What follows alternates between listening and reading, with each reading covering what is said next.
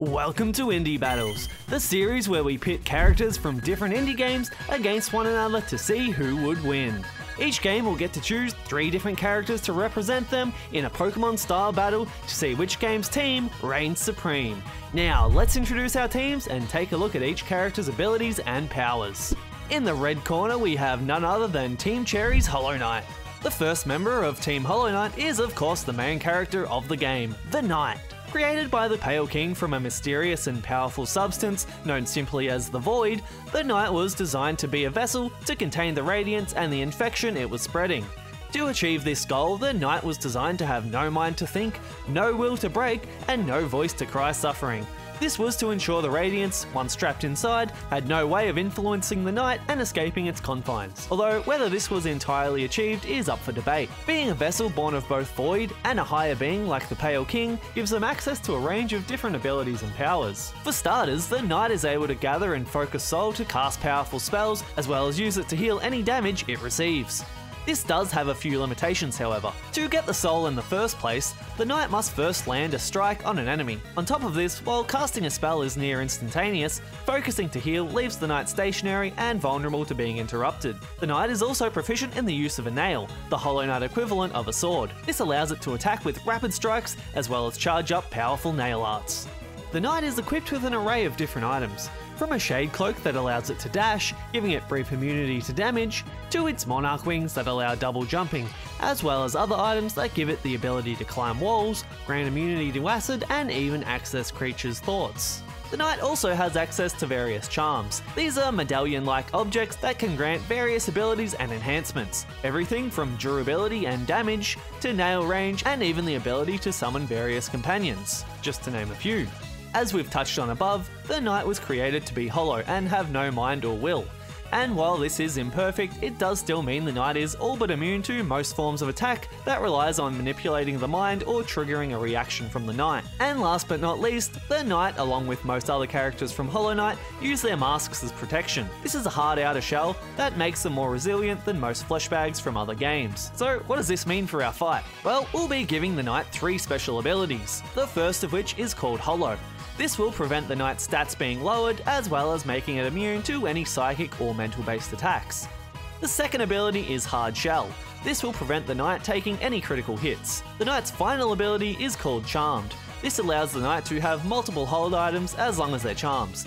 The Knight will be holding the following charms: Unbreakable Strength for more nail damage, Shaman Stone for more spell damage, Long Nail for better nail range, Grub Song, which will generate soul every second time the Knight is damaged, and Spell Twister for cheaper spell casts. The next member of our team is none other than Hornet. You may have heard of Hornet as the main character of a little game coming out called Silksong, but we don't have enough info about that, so we'll be using Hornet as we know her as a boss in Hollow Knight. In order to secure the support of the Spider Tribe, the Pale King struck a bargain with the Queen, Hera the Beast. In exchange for her support in sealing the Radiance, the Pale King would give her a daughter. That daughter was Hornet. Hornet, like the Knight, is able to use Soul.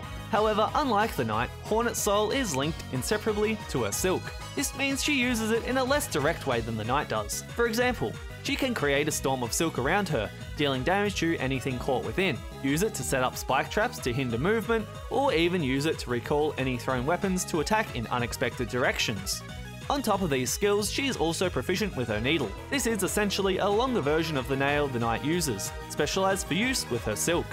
Unlike the Knight's more simple combat style, Hornet is far more nimble in her approach, incorporating charges and counters in her combat style. Hornet will have the following few abilities.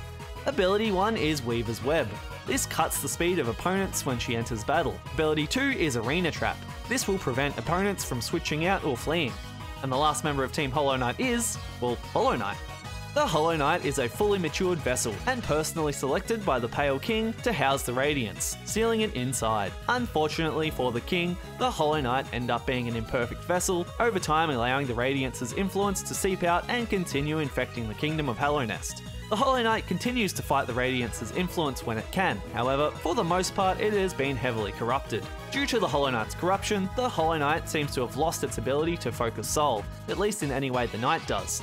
Instead, the Hollow Knight can fire orange projectiles of infection, summon pillars of infection from the ground, or even outright be possessed by the infection and float around trying to crush opponents while hurting itself in the process. While the Hollow Knight is missing one of its arms, it's still deadly with a nail, able to attack in rapid succession, charging, similar to Hornet, and even blocking and countering blows, all with a significantly longer nail than the Knight. And if that wasn't enough, it can also blink a short distance to attack from unexpected directions. The Hollow Knight's ability is Imperfect Vessel. This is a non-combat ability that keeps the Radiants imprisoned within. Those are the members of Team Hollow Knight. Now let's take a look at the challenges. In the blue corner we have ASCIIsoft's Katana Zero, starting off with the main character himself, Zero. Zero was selected as a child for the Null program due to his aggression and psychopathic tendencies. In this program, he was given an experimental drug named Chronos. This drug gives the user the power of foresight, among other things. While anyone can technically take this drug, few can bring out its true potential. Null fall within 3 categories based on skill and exposure to Chronos: Beta, Alpha, and Gamma Null. Zero was given Chronos and trained from childhood, making him one of the few considered a Gamma Null, able to predict scenarios with 100% accuracy, assuming he's in good condition and has sufficient Chronos in his bloodstream. After fighting in the Chromag War for New Mecha, Zero suffered a mysterious head injury that caused him to lose his memory. By the time you play as him in the game, he's working as an assassin, presumably for the government, who continue to provide the Chronos he needs to both live and continue his work. Being a Gamma Null gives Zero incredible power, the main one being his precognition. This allows Zero to play out any scenario in his head. If he happens to die in that scenario, he retains the knowledge of that outcome and is free to try a different approach, continuing to do so until a scenario that is favourable for him is found, which he then makes into reality. This power makes him virtually invincible in conventional combat. So long as there's more than a 0% chance of victory, no matter how far-fetched, Zero could theoretically find the outcome. The only limit to this ability is his physical memory.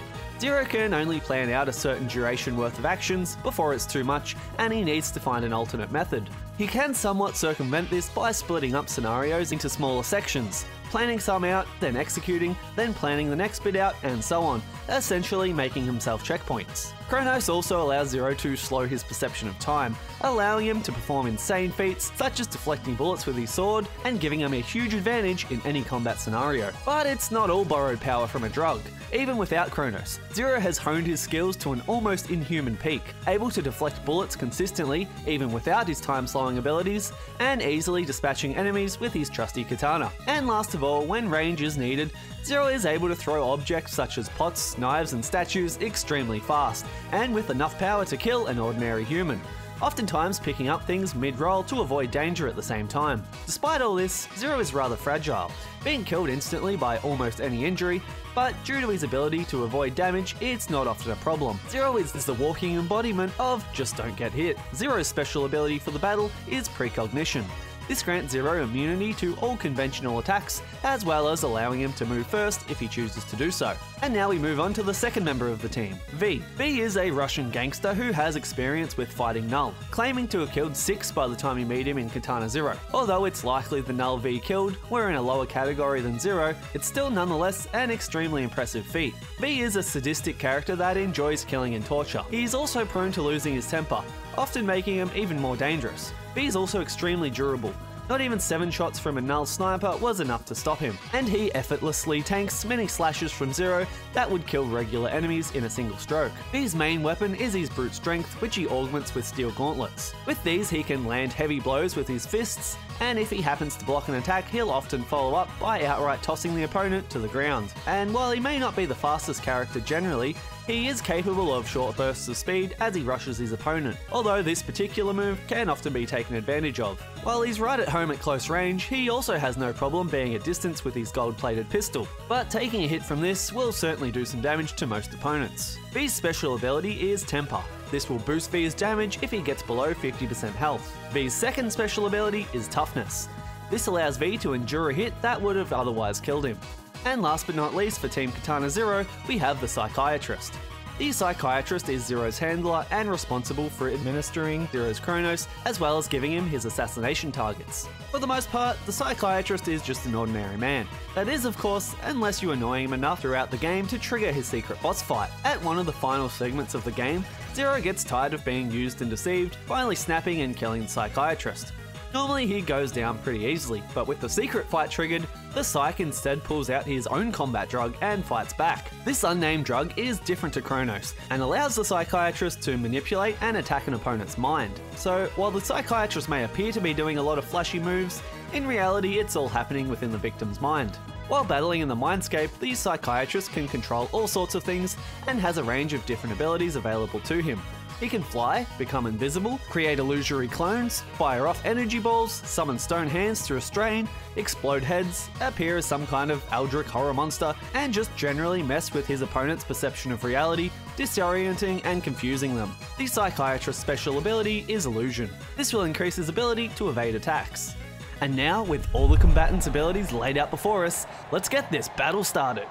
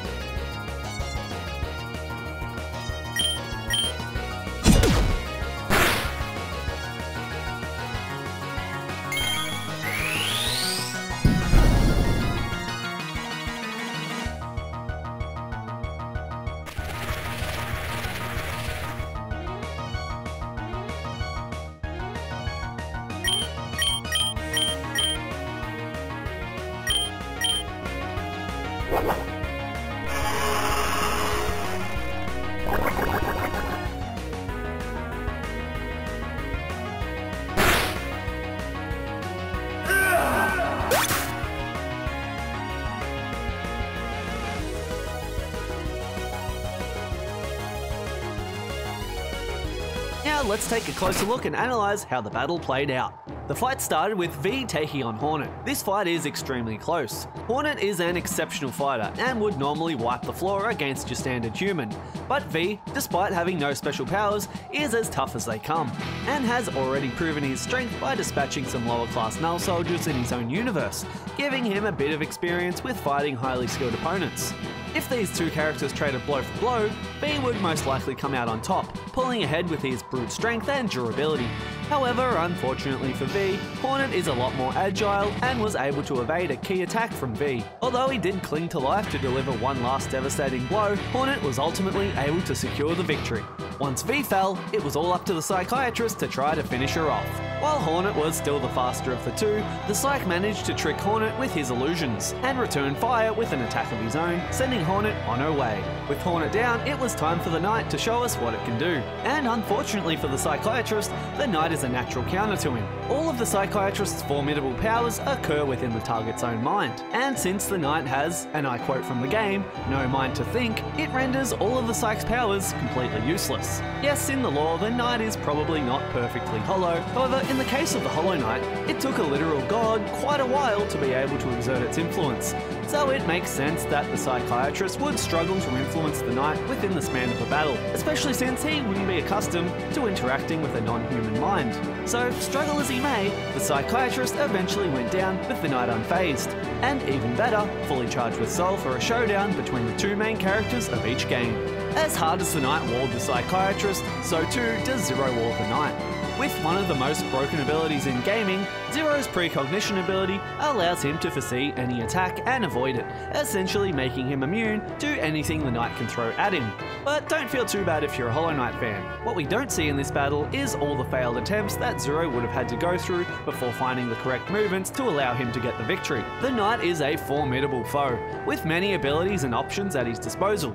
Zero probably played out hundreds, if not thousands of scenarios in his head before learning the fight and finding the scenario in which he succeeded, and making that one into reality. So while the fight looks one-sided in the footage, in reality it was much harder fought than it first appears. Nonetheless, the Knight does eventually go down. Interestingly enough, both Zero and the Knight both exhibit some extraordinary one-off powers in their respective games. When Zero is put in an impossible situation and is about to die, everything around him mysteriously drops dead. The Knight, on the other hand, in its fight with the Radiance, is able to shed its shell and become the Shade Lord, unifying the Void against the Radiance to destroy it. I think it's a bit of a grey area on if either of these powers can be used at will or if they only trigger in certain situations, so that's why both of these abilities were excluded for the battle. Moving on to Team Hollow Knight's final character, or so we thought at the time, the actual Hollow Knight.